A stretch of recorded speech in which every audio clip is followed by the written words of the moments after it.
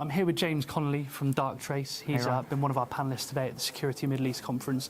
James, first of all, thank you so much for being here. It's been a pleasure to have you on the panel, and I truly think that was quite an enriching discussion with some really high-level participants. So thank you for that. I'm keen to just touch a little bit more on what we've been speaking about today. First of all, I really want to know, from your perspective, what role you think AI will have in cybersecurity. Yeah, definitely. It's a great question. I think here we are in Riyadh, in Saudi Arabia, and I know one of the major initiatives for the country is Vision 2030. And within Vision 2030, you have a major goal to take the private sector contribution of GDP from 40% to 65% by the 2030. Now, fantastic goal. You know, that's sort of nearly more or less 2/3 of GDP. One of the big aspects of that, obviously, is the advantages that AI is going to bring to take the country to that level. I think, you know, and certainly with cybersecurity involved in that as well. What we tend to find in cyber is, you know, there's obviously a lot of focus on sort of traditional solutions, traditional approaches to things, outlining rules, signatures, known problems. But actually, there's a big advantage with AI where, you know, you could sort of put something to learn a way that maybe learn a process, learn data, you know, learn how data flows, things like that, and then identify risks that way, for example. The other way is to also help teams. You know, we spoke as well about the major skills gap in cybersecurity.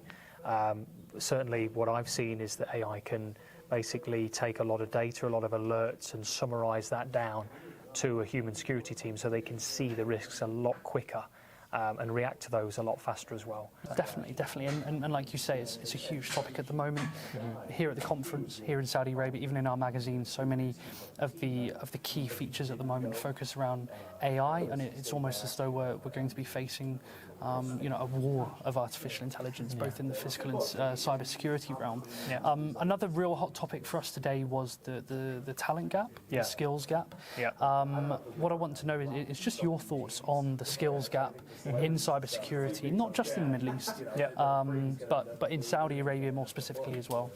Yes, it's a great question. It's come up a lot today at the conference in terms of, you know, the actual skills kind of mix in the security team, and is it the right mix of skills and roles to be able to defend against cyber attacks and cyber threats?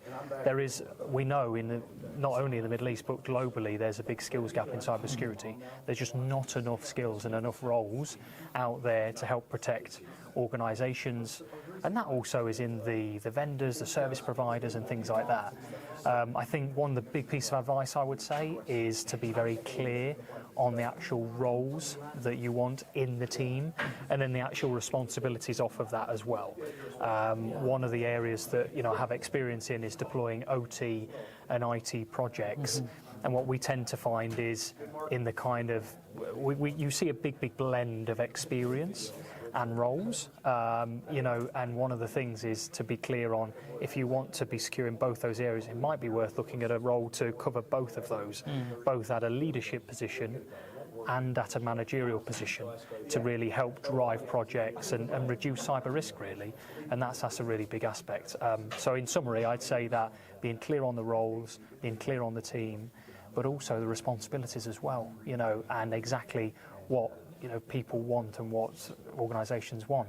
And then that helps informs, for example, third-party agencies, other organisations that are helping recruit those people for those organisations, for sure. Yeah, definitely. And I'm sure that the two topics we're talking about now are vital in helping the Kingdom of Saudi Arabia to achieve this vision for 2030. The use of AI needs to be on point across the security industry, but the skills gap is vital as well, and the talent needs to match the technology that's being implemented over the next 7 years. And look, we've been talking about that a lot today, James.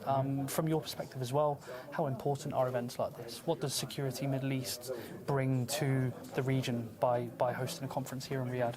Massively important. I mean, it's just a great opportunity to, you know, meet your peers, you know, meet other organisations, meet other colleagues in cybersecurity, in security in general. You know, we obviously, in security, we tend to be almost kind of in the bunker, like working, defending our organisations or providing solutions to help organisations defend themselves. So it's just great to meet with people. And then the follow-on from that is actually what are people facing? What challenges are people facing? I always love for the market to challenge us. Are we doing things correctly? Are we not? Are we adding value? Has this been interesting or is it not? I got some very, very nice comments from the panel that I was on, which was great. So that's got a good confirmation, but we've just got to make sure it's an investment of people's time. And when people come here to events like this and they say, this is a really valuable use of my time, fantastic.